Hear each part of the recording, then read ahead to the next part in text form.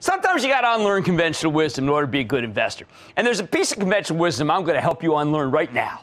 Once you buy a stock, most people and most professionals will tell you then take a hands-off approach, like you never bought it, okay? As long as the stock's long-term prospects are good, they'll say that you don't have to worry about any short-term gyrations in the market. Don't pay attention to them. How wrong is that?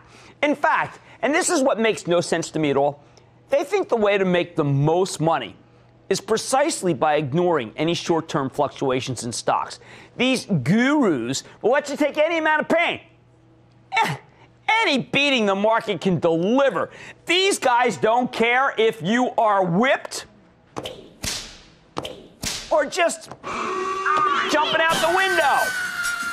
And what do they care? It means no gain entirely in the name of their buy and hold or buy and forget philosophy. No, it didn't work. It's not working. They're like dentists who they won't give you Novocaine. They drill and drill and drill, accomplishing nothing, and then telling you that you deserve your punishment. My investing strategy is just the opposite. It's all about taking advantages of those short-term fluctuations to buy the stocks that I like at cheaper prices. Cheaper than I have any right to get them. And then to sell those stocks when they're driven to unrealistically high prices. It's one of those basic strategies that allowed me to make fortunes for myself and my already rich clients back at my old hedge fund, up 24% after all fees for 14 years. But somehow it's too heretical for the so-called intelligentsia that believes price is not an issue. Repeat after me. Stocks are no different from any other kind of merchandise. Yet somehow the expectation is that once you like a stock, you should like it regardless of price. That's nuts. You would never believe that in any other commodity that you're involved in. Believe me, I know insanity when I see it. Price matters. Let's take Caterpillar. That's one of the recovery plays I highlight in Getting Back to Even. If I like Cat, say at $30, should I like it the same at 55, at 70? Hey, let's say I like Google at 600. Should I like it the same at 700? Of course not. The risk profile of a stock changes when its price jumps. When you own shares of a company, you have to remember to see more than just the well-oiled corporate machine that is a Google or a Caterpillar. And also the stock that can sometimes go too high where it needs to be sold. It overshoots. Sometimes it goes too low. It overshoots to the downside where it must be bought. Instead of thinking of Caterpillar as a stock, I want you to do something. Let's do one of my favorite exercises. I want you to think of Caterpillar as a nice sweater that catches your eye at the mall. One day you look at the price tag on the sweater. You see it's selling for $30. So you decide that's a fair price. You take it home. But what if you went back the next day it was selling at $55? You'd have to think about it, wouldn't you? You'd have to think about it then because nobody likes paying more for the same piece of merchandise.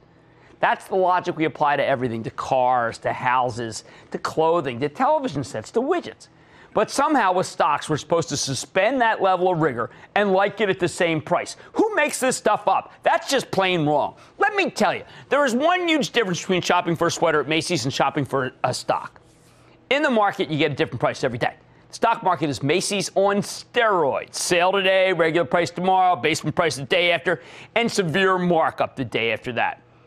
At Macy's, you know to stay away from the markup days, right? You know to buy on the basement days. You intuit that. Why shouldn't we do the same with stocks? What's the matter with that? We do it at Macy's, we should do it here in my market. Why should we ignore short-term gyrations in price when they present such amazing opportunities or situations you should back away from? Now, back before the crash, I would have told you that you could still make money in the market by simply taking the long-term view and not focusing much on the short-term price fluctuations.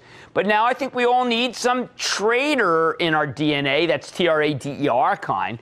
I don't see how you can justify owning a stock through a short-term swing lower that you saw coming after a huge and unjustified leap higher. Any loss that can be avoided should be avoided. Any sale you can get on a stock, you should take. I don't care about taxes. I care about losing money. You don't have to become some kind of furious day trader. But in practical terms, you'll want to keep an eye on the prices of stocks you own or might want to own. Call it a shopping list with the right prices filled in so that you can buy and sell them at your price as they become cheaper or more expensive. That doesn't make you some kind of reckless, rapid-fire trader, despite the characterizations you hear. It's simply the basis of intelligent long-term investing. What is the point of keeping your money in stocks if you aren't trying to take advantage of the regular opportunities that the market throws at you every day? Why should you stand pat through a beating that takes you from big gains to big losses? That's a cardinal sin. You shouldn't do that. Here's the bottom line. Maybe the line between trading and investing has blurred at this point in investing history. But as I tell you in Getting Back to Even, you have to remember that price of stocks do matter. And you can make mad money. And more important, you can save it by paying attention to those short-term fluctuations in price and taking advantage of them.